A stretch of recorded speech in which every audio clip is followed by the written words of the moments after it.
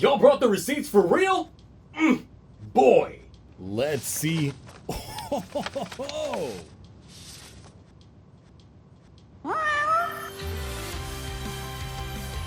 You know what this means, right? Meanwhile, Sononi...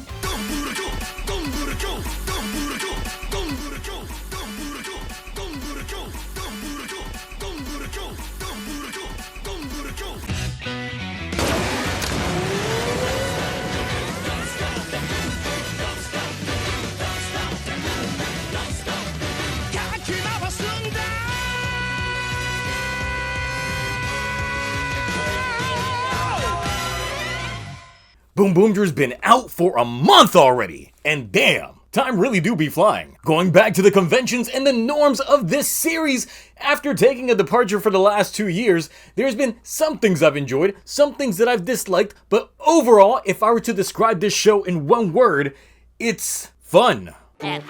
Yeah, no, not that one. Episode 2 shows us more delivery action with a super secret exchange to foreign diplomats. Though, the tension actually comes from newcomer Mira and Chashiro, as Mira hasn't proven herself yet in his eyes. What precedes is some slight backstory on Boom Boom being an alien, the Hashirians being part of the Space Mafia, and all of the suck!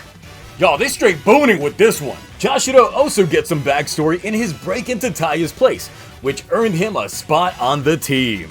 Outside of that, Joe gets into some shit, misses the real hard suck action, Taya buys out the dump, and big fights ensue. Oh yeah, and that super secret document delivery? Straight up simpin'! Episode 3 gives us Mira delivering a mirror on a bike. Mira. Why on a bike? Because she ain't taking that car! The future Orange Gemba is still running errands for Taya while collecting that commission fee, all while Clock Monster plays red light, green light, and hilarity ensues. Though Mira keeps getting between the fights due to the lack of direction, Taya looks too deep into the meaning of her actions, thinking that her attracting the monsters away from them was part of her plan. Though, this was actually just Mira doing her job. Giving us some deep high school heroes vibes while we get to fighting Rainbow Road and then big fights. But also the introductions of Shirabe from the ISA. This leads us into episode 4, where Mira gets caught by the Popo because she is a tire ningen. Her crime? Helping folks while being a tire ningen. Thus, it's time for some high-flying interrogation until Taya chimes on in and just invites Shirabe and Joe over to his crib. She, however, has some steep stipulations for Taya though, wanting the BoonBoomgers to be part of the ISA, but the members recast with who they deem appropriate. Also, they want all his stuff. But Taya is more inclined to just having a mutual benefit in the venture than just a hostile takeover. But when the Hashirians attack with a new sauna monster, Shirabe's left with curry. And lots of it. Changes are tuned real quick though. So, Joe's left to watch the others boon in the heat till they bust out that faucet, and Taya goes max expansion on the Gruma! So, Rainbow Road and Giant Battle.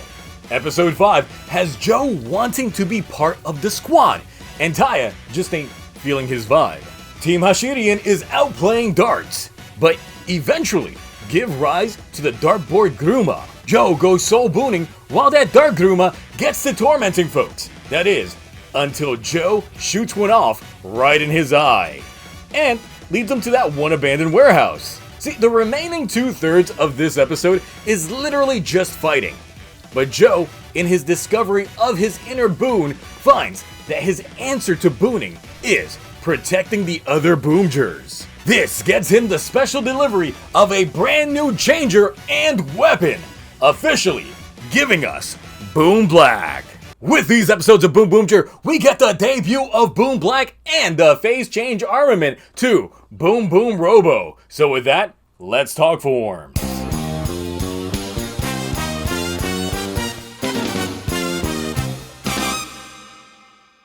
Boom Black is probably, actually I wouldn't say probably, absolutely right now is the best suit in the show. as the gold accents on the chest and the helmet just make it stand out so much better than the others. It's a very clean look. Then you add the black with the gray on the pants, it actually doesn't look off-putting like the other Rangers' colors do. Plus that side armor just gives it a little bit more personality. This is the best suit in the show thus far. Boom Boom Robo Police is actually quite nice. Once again, the black with the white base is just working really great on this suit. And the added lighting effects for the night fight really made the suit just shine and gave me that Deca Ranger Robo vibes. Rating time! So, as it stands, out of the episodes so far, 2 was actually my favorite. The jokes just completely land, the sound effects added to that hilarity effect. The downfall really does come with the giant meg fight and the end feeling very samey with the first episode. But even then, that's not gonna hold this back from getting the Alba Ranger A. 3 was great as well. Once again, jokes be hitting. And the mirror bike action with the red light green light action was also fucking hilarious. The suit actors are really giving personality with their motions, and that also gives this episode an A. 4 continues with the hilarity, but with the introduction of the ISA into the mix and properly introducing us to Joe and his boss Shirabe. Another A!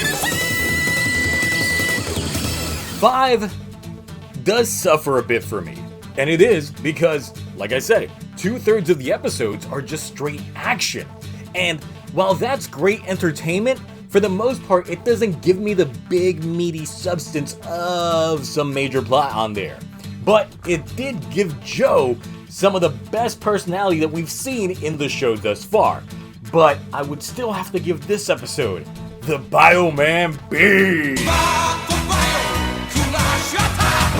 My biggest fears about this show still remain in their place. The mecha fights, after a while, just became a bit of a bore. Sure, the latest one saw a fleet of cop cars just show up on Rainbow Road, but it really is still the weakest part of the show. The finishers do end up getting a little bit of a change up here and there, which does make it a little bit more bearable.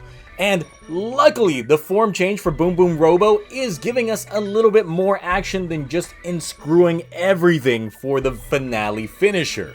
There are still a lot of mysteries to be had, as we do get that Boom Boom crashed on Earth and met Taya. But we don't really have an explainer to why he's so rich.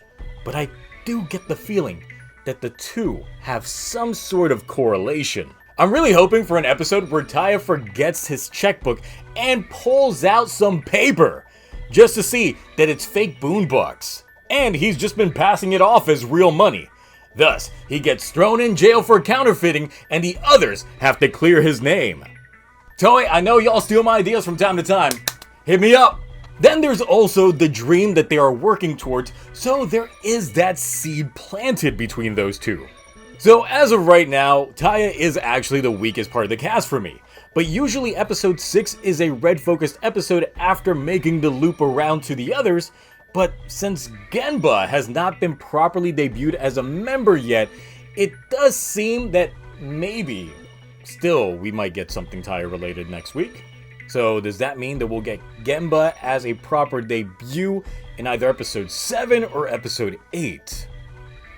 Watch them completely hold off and we don't get them until like episode 13. When looking at the cast outside of Joe, they really haven't had the full focus that you normally would have this early on into the show. But they do get into some things. Chashido being the info man, but getting a brief origin on him sneaking into Taya's base leaves a lot of room for growth. Though he did have some animosity towards Mira at first, we don't really understand just how long him and Taya have been out doing their thing.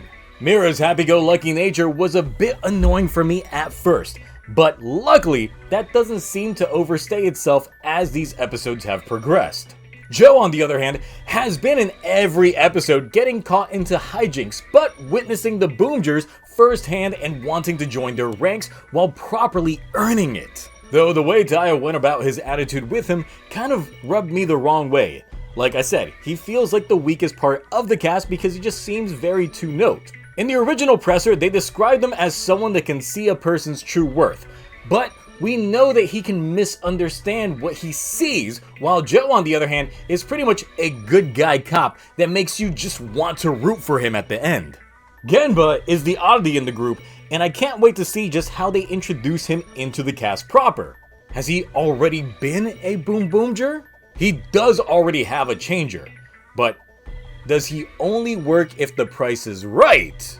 Like Chashiro, he seems to have a prior relationship with Taya, and I need to know more about their relationships and need that segue into those backstories. Shirabe is definitely an interesting character, and I know that rumors indicate that the 6th Ranger introduced is Violet and female, and I can totally see her being that Ranger. But I don't see her being the quote-unquote 6th, more so than just an extra Ranger. Think like Sho Rumpo in Q Ranger and Deca Master in Deca Ranger. The ingredients are all there. Joe actually worked for her, and now Joe has a changer. The ISA wanted that tech, and now one of their police has direct access to one of those changers. But outside of that, I do say that I love her personality and how she just plays the serious bit, but the way to her heart is actually through that stomach, and that stomach is filled to the brim with curry. The villains are also a pretty weak part of the show for me, at least cast-wise. I get the Team Rocket aspect that we were all looking forward to, but they haven't fully taken that spot, and they aren't fully as gaggy and get thrown off each episode like we'd be expecting. Also, so sudden that we're already getting their point of contact that they've been talking to all these episodes finally just show up. That's a bit of a bold move for next week, especially since we haven't seen what the trio are really capable of. Or was that their entire point? That there wasn't a reason to them? Either way, the prospect of the Space Mafia actually has interesting potential, since both them and Bondrio are vehicular aliens.